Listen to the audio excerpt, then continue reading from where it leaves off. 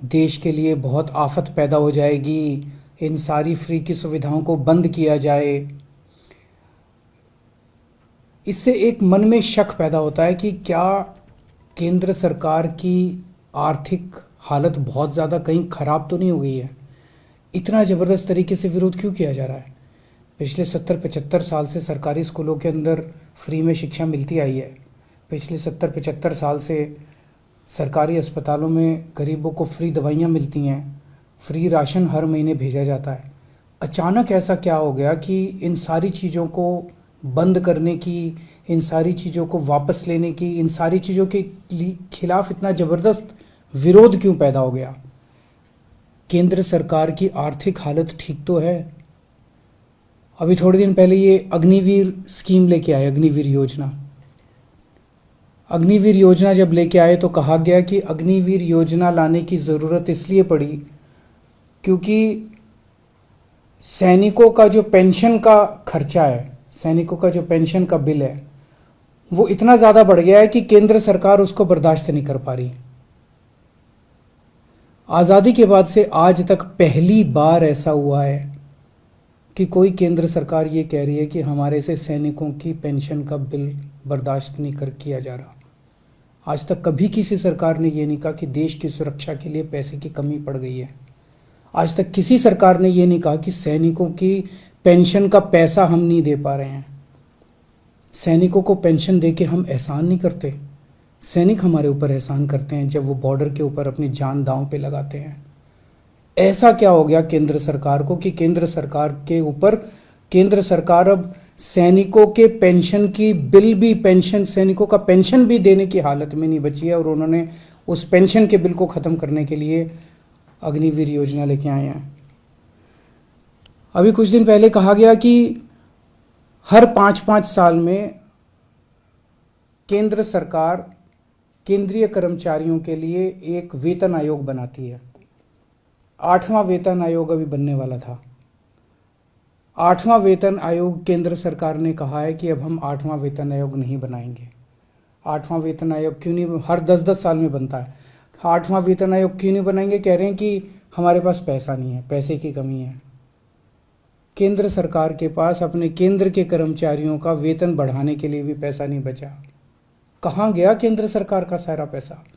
ऐसा केंद्र सरकार की इतनी बुरी क्या हालत हो गई है कि केंद्र सरकार के पास अपने कर्मचारियों को जो हर बार बढ़ाया जाता था, वेतन आयोग बिठाया जाता था, वो भी नहीं बिठा रहे। देश के कोने कोने के अंदर सरकारी स्कूल, वैसे ही सरकारी स्कूलों के अंदर पढ़ाई खराब है, और अगर सरकारी स्कूलों में फीस लगने लग गई तो बच्चे को तो कोई नहीं पढ़ा पाएगा।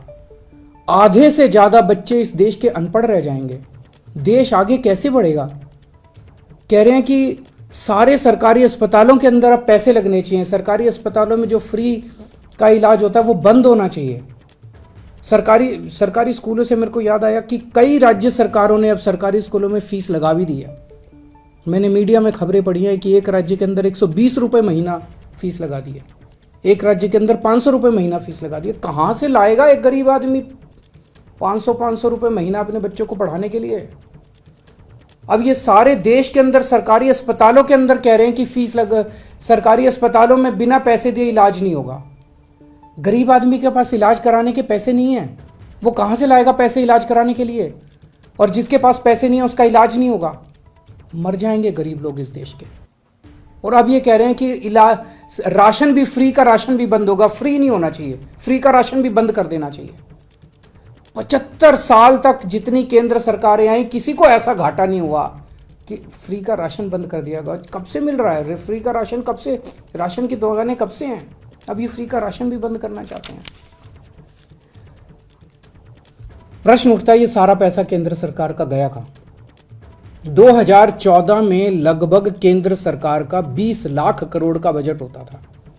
आज केंद्र सरकार का लगभग 40 लाख करोड़ का बजट है। तो ये सारा पैसा जा कहां रहा है।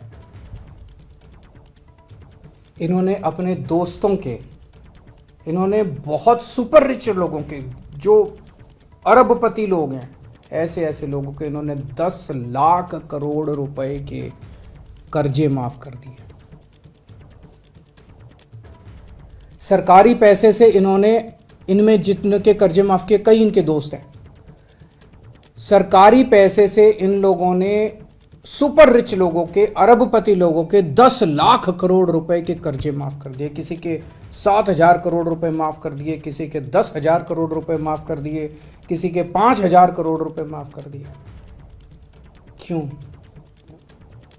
अगर ये कर्जे माफ नहीं किए जाते, इतने करोड़ों करोड़ों हजारों लाखों करोड़ रुपए के अगर कर्जे माफ नहीं किए जाते, तो इनको खाने पीने की चीजों के ऊपर टैक्स लगाने की जरूरत नहीं पड़ती। अगर ये लाखों करोड़ों रुपए के कर्जे माफ नहीं किए जाते, तो आज इनके पास सेना के जवानों की पेंशन देने के लिए पैसे की कमी नहीं पड़ती। अगर इनको ये लाखों करोड़ रुपए के कर्जे नहीं दिए जाते, तो इस तरह की देश की हालत नहीं होती। एक और चीज पता चली है, अरबपति सुपर रिच लोगों के, इन्होंने बड़ी बड़ी कंपनियों के 5 लाख करोड़ रुपए का टैक्स माफ कर दिया। एक तरफ तो कर्जे माफ कर दिए और दूसरी तरफ इनसे जो टैक्स लेना था वो टैक्स माफ कर दिया। गरीब आदमी पे टैक्स लगा दिया। आपके गेहूं, आपके चावल, आपकी दही, आपकी छाछ, आपकी लस्सी, आपकी गुड़, आपकी शहद के ऊपर टैक्स लगा दिया। बड़े बड़े अमीर लोगों के 5 लाख करोड़ रुपए के, पिछले कुछ सालों में 5 लाख करोड़ रुपए के इन्होंने टैक्स माफ कर दिए। इन्होंने छूट दे दी इनको। इस देश का आम नागरिक आज ठगा हुआ महसूस कर रहा है। इस देश का आम नागरिक आज धोखा महसूस कर रहा है। ऐसे देश आत्मनिर्भर कैसे बनेगा? ऐसे तो अपने देश के युवाओं का और बच्चों का भविष्य अंधकार में है। अगर ये देश कुछ चंद लोगों के लिए चलेगा, अगर सारा सरकारी पैसा कुछ चंद लोगों पे उड़ाया जाएगा, तो देश आगे कैसे बढ़ेगा?